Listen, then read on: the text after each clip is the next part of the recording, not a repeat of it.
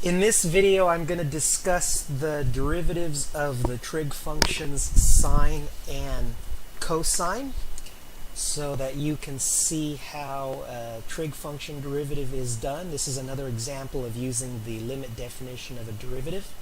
So let me first repeat what the definition of a derivative is. So the derivative of a function f is the limit basically of the slope. That's the one way to say it informally. And so that's basically delta y over delta x, or delta f over delta x, however you want to say it. And by making h go to 0, that's essentially making the distance between the points go to 0.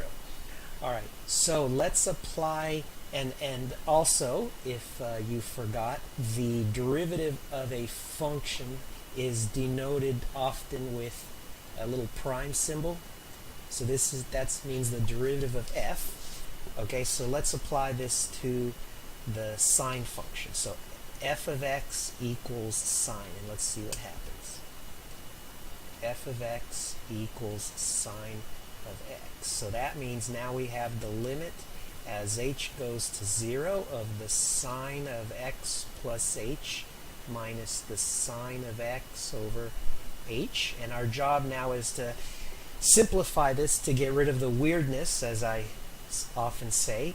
So you may recall that we have a formula for the sine of the sum of angles, and that gives sine x cosine h plus cosine x sine h in this case. Okay, and then we still subtract that sine x hanging off the right side, and there we go. Now I'm going to continue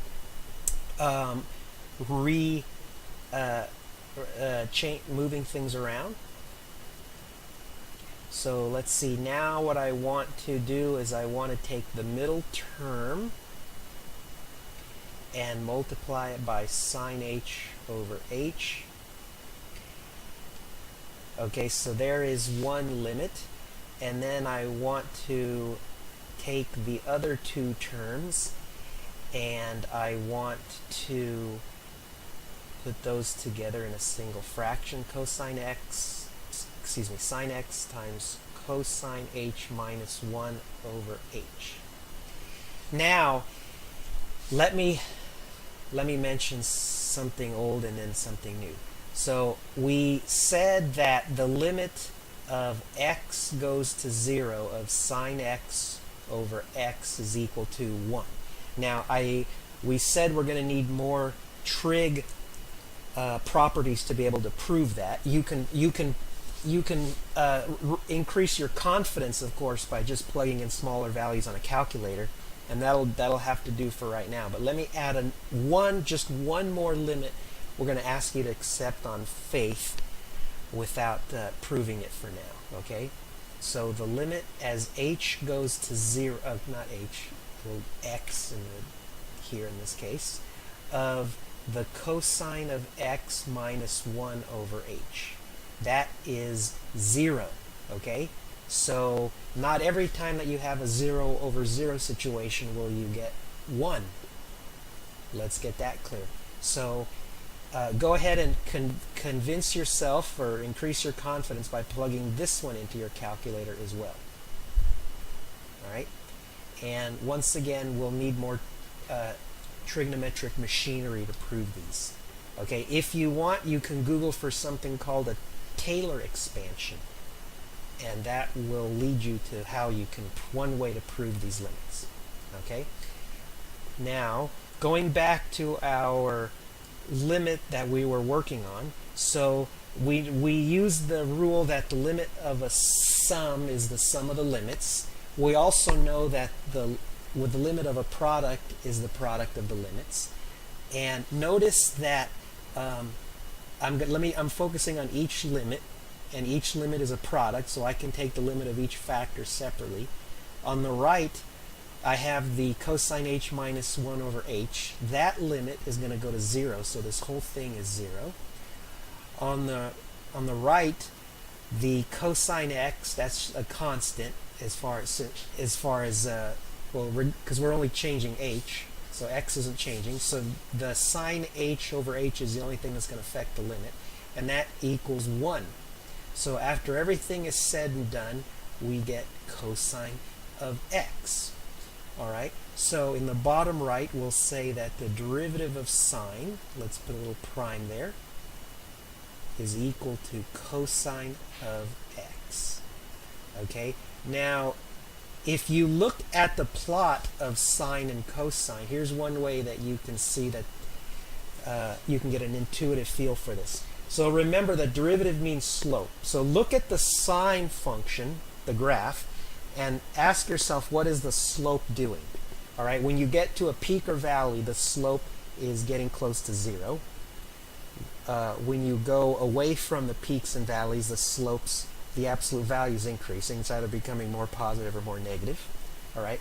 Now, if you look at the cosine graph, you'll notice that right where the sine graph has a peak or valley, that's where the cosine graph is 0. You see that? So it's tracking the slope of the tangent line for the sine graph. All right. Let's now, on a new whiteboard, work out the derivative of cosine. Okay, so now we're going to use f of x equals cosine, and let's go ahead and I can't write this enough because we want you to burn this in your brain, but I'm going to use that specific value of f to simplify this limit, and so that's going to give me the limit as h goes to 0 of cosine of x plus h minus the cosine of x all over h, and we're going to use a similar trig identity for the cosine of the sum of angles, and that gives us cosine x cosine h minus sine x sine h minus cosine x all over h. I'm going to group the terms again and get two limits, and we're going to use those two limits I told you to take on faith to clean this up. Alright, so let's take the middle term again, minus sine x sine h over h. There's one limit, and then the other one is the limit as h goes to 0 of, let's see, cosine of x, and then we have cosine of h minus 1 over h. Alright, there we go. So now let's analyze. So let's do the last limit first. So we see there our cosine h minus 1 over h, that limit goes to 0, so the whole limit gets killed.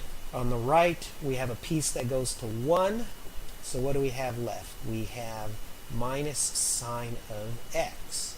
So therefore, in the bottom right corner, the cosine, the derivative of the cosine is not sine x, but minus sine x. All right, and once again, go ahead and plot the cosine and the minus sine graphs, and you will see that the slope of the minus sine graph tracks what's happening to the slope of the tangent of the cosine graph. All right.